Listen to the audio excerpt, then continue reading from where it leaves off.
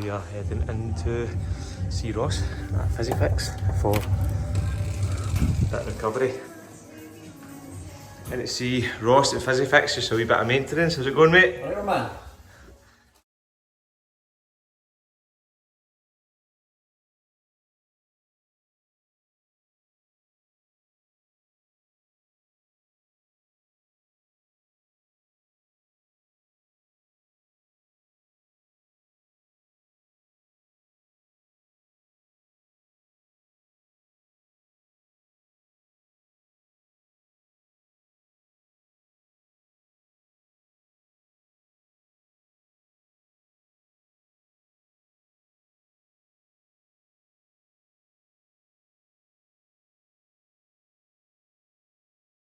And after some maintenance work with Ross, it was off to a team track session on Wednesday evening, which was fantastic. Great weather, great effort from the team, absolutely loved it, and many more of these to come as we all push on towards the Great Scottish Run.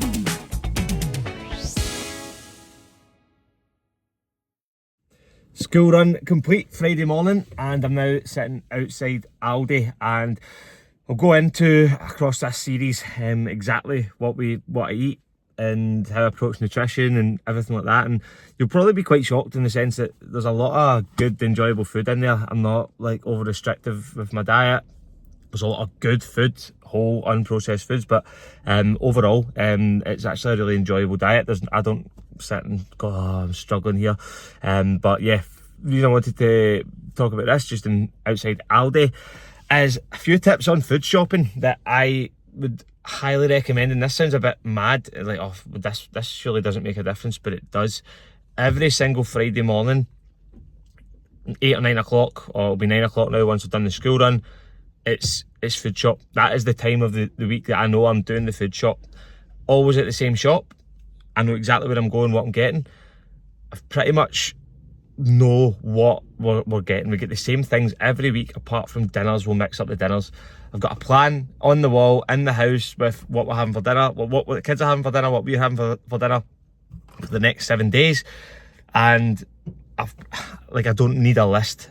Ideally, if you don't do the shopping regularly or not really sure, get a list created, because I do it every single week. I know what we're getting, and I can rattle around the shop in like 30 minutes, home, unpack, and it's sorted. So just by having that time set every week of the same time, same shop, knowing what I'm getting, having the meals planned, that just saves so much time, so much money, and it's just a very, very efficient way of getting your food shop done, rather than sporadically going, oh, we need a few things today, going down the shop, picking up a few things for the next 2 days. Oh, I need to go down again, I need to go. Literally, we will need to maybe top up a wee bit during the week, maybe grab some more fruit, a bit of milk, or a bit of bread or whatever. But this food shop will last me, or last the family, until next Friday, pretty much, with almost zero waste. The fridge is pretty bare by the time it gets to today, and that's what you want. You don't want waste, don't want to just be picking up random things. So food shop for me, same time every week, same shop, very efficient, in and out, and that's a massive tip for me. But I'll show you exactly what I get on a weekly basis. It's a big shop, it's a family of 4, but it doesn't take me too long at all, and yeah, very time efficient by doing it this way. So have a wee think. It can be quite important and actually really, really beneficial just to structure your food shop like that.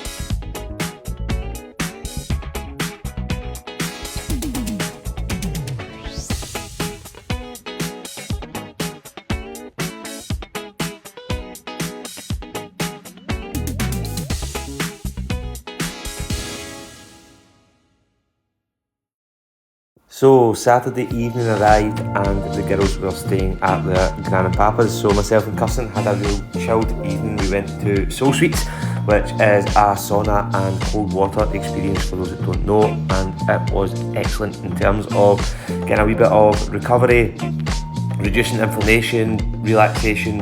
Is absolutely perfect prior to a big event the next day, so it was great to be able to get this in, albeit it was absolutely freezing, but I feel this definitely helped heading into the race at the weekend.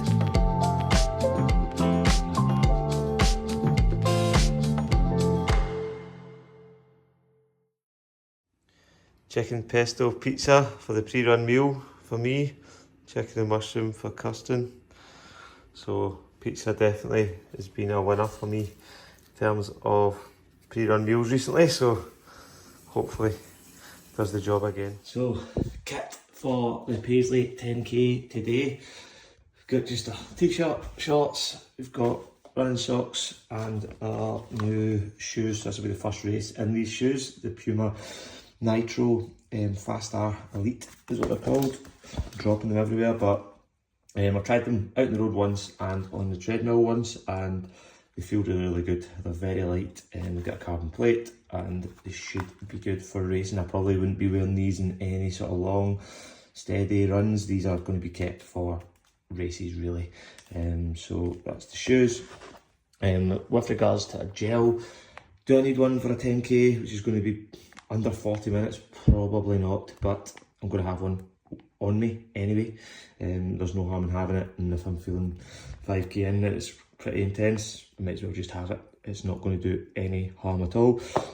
I've got my running belt, which I'll have my phone in, my gel, but 10k race don't really need to be carrying much. And heart rate monitor, I don't usually wear a heart rate monitor during a race or a race like this. During the ultra marathon recently I did, because a long distance I really wanted to keep an eye on it.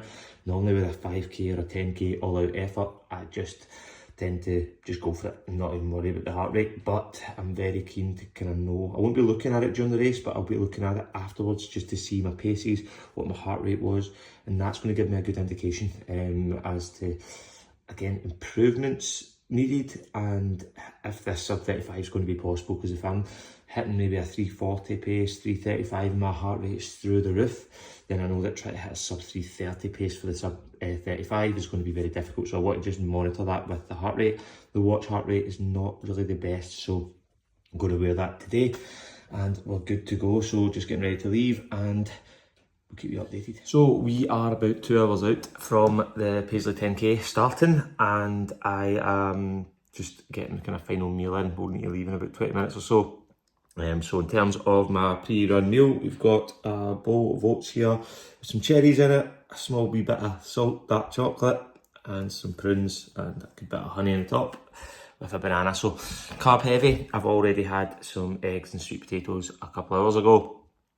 So yeah, I like to eat a decent amount. 10 o'clock was my perfect race start time, just because it allows me to get a couple of meals in, like 6 o'clock, 8 o'clock, fueled up, and it's just a good time. You're awake, it's not too late in the day, it's not far too early, you're not needing to leave really early, so no, looking forward to it. And in terms of just before the race, I might just take a gel maybe about 20 minutes before, just an added wee boost, and I've got one with me for during. I don't know if I'll take one during or not. 35 minute to 40 minute run, probably not needed, given the fact I'll already have all this in the glycogen stores, but there's absolutely no harm in having one. It's not going to do me any detriment, so I think I'll have one just in case. But next time I speak will be just before the start up at 3 o'clock. Arrived in Paisley. Kirsten, how are we feeling? We're in the doghouse now, just getting changed and just getting ready for it. So half an hour to start, feeling good, feeling fresh, ready to go. Getting ready to go.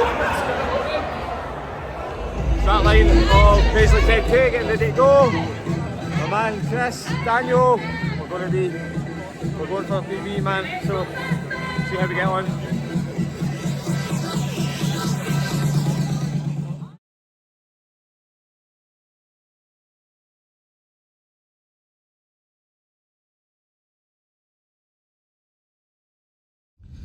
So, driving home from Paisley 10k, caramel frappe to celebrate. So PB hit 36:24 was Strava time. Haven't got the official time through yet, so I'm not too sure what the official chip time was, but that's just over 20 seconds PB, which I'm happy with. But it does give me a wee bit of fear for the sub 35 because I've still got to chop off what, like a minute and 25 seconds, which is going to be tough over the next 7 weeks. But operation there was a PB and achieved it, so happy with that. And yeah, now it's just full steam ahead, and there's a lot of hard work to be done. And after the Paisley 10k, it was 10 minutes to get showered, changed and off to a big gym meet up, which was excellent, but a tiring day. So to end the second episode, just a wee bit of reflection on the Paisley 10k. We're now 2 days off the back of it, and I'd like to just give myself a wee bit of time just to think, right, how did that go, and just to kind of reflect on it. So 36:29 was the official chip time. Strava is saying 36:24. So yeah, PB by just roughly 20 seconds if you go somewhere in the middle there, and really happy with that.